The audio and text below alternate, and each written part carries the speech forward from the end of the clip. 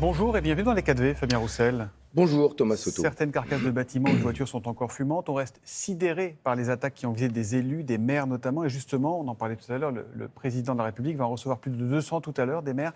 Que faut-il leur dire? Que faut-il faire pour les aider vraiment efficacement, ces maires? La sidération, c'est vraiment le bon mot employé. C'est ce que j'ai vu dans le visage de celles et ceux qui se sont réunis devant la mairie de Saint-Amand-les-Eaux où j'étais hier. Il y avait énormément de monde, ce qui montre bien qu'il y a une préoccupation importante. Les 220 maires qui vont être reçus aujourd'hui par le président de la République ont beaucoup de choses à lui dire. Il y a les maires communistes dedans, je pense notamment à Philippe Rio, le maire de Grigny, qui avait lancé cet appel pour les grandes villes et les villes des banlieues. Et justement, ça fait des mois, des années qu'ils appellent le gouvernement, les gouvernements successifs, à mettre les moyens à la hauteur pour l'école, les services publics, pour faire en sorte que dans ces villes où le taux de chômage est de 40%, dans des quartiers où le taux de chômage dépasse ces 40%, eh bien, que l'on arrive à s'en sortir. La République, elle doit exister partout. Mais Fabien Roussel, vous allez me dire, mais ils en ont la rénovation urbaine, c'est 45 milliards depuis 2003. Mais les propos que j'entends de la part, justement, de la droite et de l'extrême droite qui disent « on a déversé des milliards et regardez ce qu'ils font ». Il faut écouter les maires, qu'ils soient de droite ou de gauche, qui habitent dans ces grandes villes. Ce qu'ils ont eu au titre de la politique de la ville, etc., ça compense à peine ce qu'ils ont perdu ces dernières années en dotation. Ça ne répond pas aux besoins qu'ils ont en matière d'école, d'équipements sportifs, culturels. Donc vous dites là, il faut des moyens, il faut plus de moyens, il faut de l'argent. Mais je suis alerté par des maires, y compris des maires de communes de petite taille, en Bretagne, dans le Sud, puisque je les ai eus au téléphone, qui me disent que parce qu'ils vont perdre 50 habitants sur un quartier, ils ne vont plus bénéficier des politiques de la ville. Ils ne vont plus être QPV, quartier politique de la ville. Ils vont sortir de ces dispositifs. C'est pas normal. Sachez que même quand il y a des quartiers qui sont considérés comme REP pour l'école, quartier prioritaire, si il y a demain 1 ou 2 élèves en moins, ils vont perdre des classes. Il y a encore des classes qui vont fermer dans ces secteurs-là. Il faut tout remettre sur la table, il faut un Grenelle des villes, il faut quoi? Écoutez ces maires de toutes ces communes, de banlieue comme les petites villes, pour qu'il y ait enfin cette réconciliation nationale. La République, elle doit être partout, dans les grandes villes comme dans les petites, pour tous les citoyens, quels qu'ils soient. Et puis, il faut mettre... c'est une question de société profonde. C'est une crise grave que nous vivons. Remettons le travail au cœur du projet. Parce qu'on peut faire les plus belles cités, les plus beaux quartiers rénovés avec... si derrière, il y a toujours du chômage, si derrière, il y a toujours de la ségrégation sociale, on ne s'en sortira pas. Si on parle des délinquants, qui ne sont pas tous les jeunes, qui sont ceux qui créent le bazar dans ces quartiers, qui sont ceux sans doute qui brûlent des voitures, ils préfèrent gagner 1 500 € par jour en vendant de la drogue que 1 200 € par mois en allant travailler chez Carrefour. Mais ça, vous avez raison.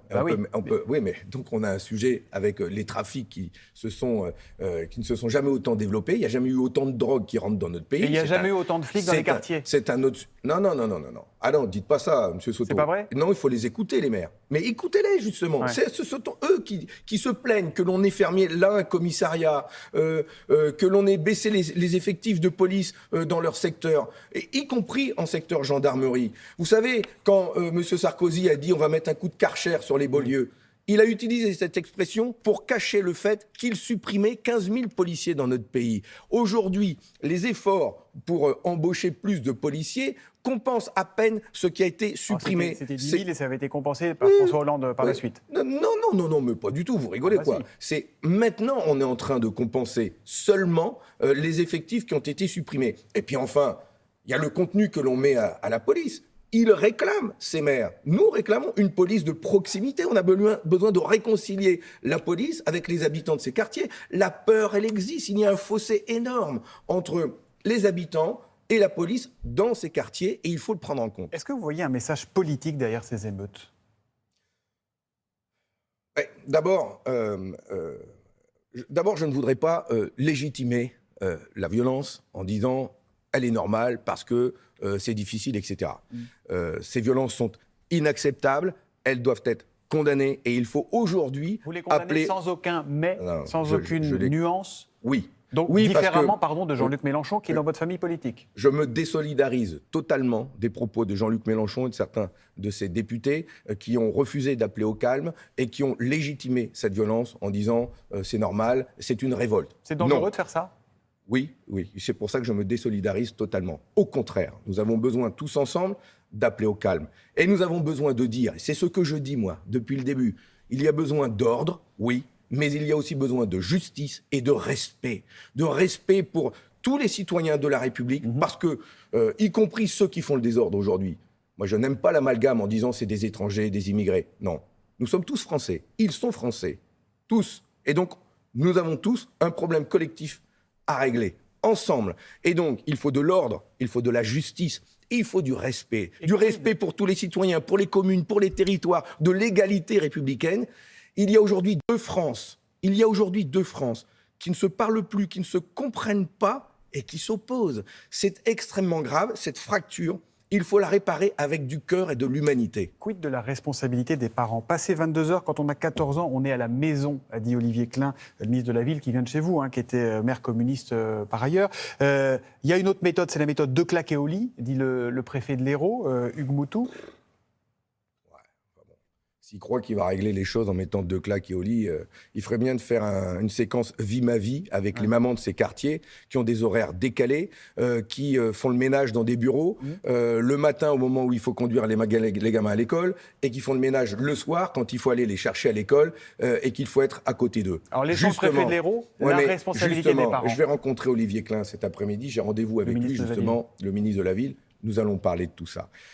Il y a besoin de prendre en compte ce que vivent ces mamans, ces parents, la difficulté auxquelles elles sont confrontées. D'abord, je voudrais saluer ces mamans qui, aujourd'hui, descendent dans la rue pour protéger une école, pour appeler les jeunes, les enfants au calme. Oui, mais moi, je vous parle de tous ceux qui ne s'occupent pas de leurs enfants, qui les laissent traîner à n'importe quelle heure. Je vais vous lire ce que disait Jean-Michel Bérégovoy, qui est maire adjoint de Rouen et qui est instituteur dans une zone sensible.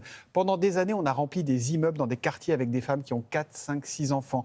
Quand les pères sont absents, partis ou morts, et que les mères se lèvent à 4 heures du matin pour aller faire des ménages, que vous disiez, c'est normal qu'elles soient débordées. C'est ce que je viens de vous dire. Il faut traiter cette question-là, la question du travail, la question du salaire, du niveau de vie. Enfin, là, on parle de la violence, de ce que nous vivons dans notre pays, mais il ne faut pas oublier non plus qu'il y a toujours ce problème des salaires, de l'inflation, du coût de l'alimentation et de la vie. Comment voulez-vous que des mamans qui ont un travail précaire, qui n'ont pas les moyens de joindre les deux bouts, où la fin du mois c'est le 15, quand ça arrive, et on va les mettre en situation de responsabilité. Alors, je ne veux pas non plus dire qu'elles n'ont pas de responsabilité. Bien sûr, les parents sont les premiers à être concernés. Il n'est pas question de mettre tout le monde dans le même sac, mais est-ce que les parents qui ne s'occupent pas du tout de leurs enfants, qui les laissent à l'abandon, est-ce que, par exemple, on doit leur supprimer les allocations et les aides sociales? Alors, si vous supprimez les allocations et les aides sociales, vous allez ajouter de la misère à la misère. Donc, c'est pas une bonne solution. Ne rien faire, c'est pas non plus la solution. Je voudrais parler de la PJJ.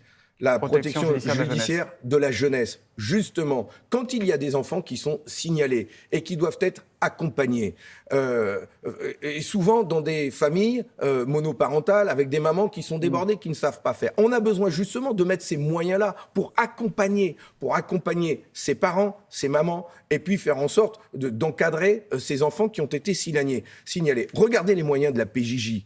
Les moyens de la PJJ, c'est ces éducateurs qui ont une mission de la plus haute importance dans ces quartiers. Ils sont démunis eux-mêmes. D'abord, leurs conditions de travail sont déplorables. Ils sont payés à coups de lance-pierre, ces éducateurs de la PJJ. Donc on en vient au problème de moyens que vous évoquiez au début. Mais bien sûr, on a besoin c'est pour ça que quand je vous dis ordre, justice et respect, c'est qu'il y a besoin de police de proximité. Il y a besoin de beaucoup plus d'éducateurs pour accompagner la justice dans son travail auprès de ces jeunes et de ces jeunes délinquants. Et puis du respect, c'est les politiques publiques que l'on doit mettre dans ces communes. À propos d'argent et des policiers, que vivement votre partenaire de la NUPES, Jean-Luc Mélenchon, n'aime pas du tout. Il y a cette cagnotte en ligne qui a été lancée par un polémiste d'extrême droite, proche d'Éric Zemmour, qui s'appelle Jean Messia, pour la famille du policier qui a tiré sur Naël. Son montant dépasse ce matin le 1 million d'euros. D'abord, est-ce qu'elle est acceptable, cette cagnotte? Qu'est-ce que ça raconte, là encore, de la société? Ça raconte un glissement de la société qui en arrive aujourd'hui à alimenter une cagnotte à plus d'1 million d'euros pour un policier qui est aujourd'hui placé en détention pour un homicide volontaire. Et on voit la différence de traitement avec celui qui, pendant les Gilets jaunes, avait tapé sur des policiers et où le gouvernement était intervenu pour supprimer cette cagnotte. Moi-même, j'avais dit que c'était pas normal, cette cagnotte, à l'époque. Mais aujourd'hui, je dis de la même manière. C'est démesuré. Ce qui m'affole, alors c'est l'initiative d'un supporter d'Éric Zemmour. Ça ne m'étonne pas de sa part. Mais c'est l'écho que ça rencontre. Mais c'est l'écho que ça rencontre. Et c'est terrible. Il faut que la justice s'en saisisse. Mais c'est pour ça que je pense, j'aurais bien aimé que le gouvernement mesure qu'en ce moment, il y a une bascule qui se fait dans le pays entre deux France qui ne se parlent plus et qui arrivent à s'affronter. Nous vivons dans la même France, dans la même République. Et la République, elle doit être partout et les mêmes droits pour tous. Merci beaucoup, Fabien Roussel, d'être venu dans les 4V. Merci et bonne journée à vous.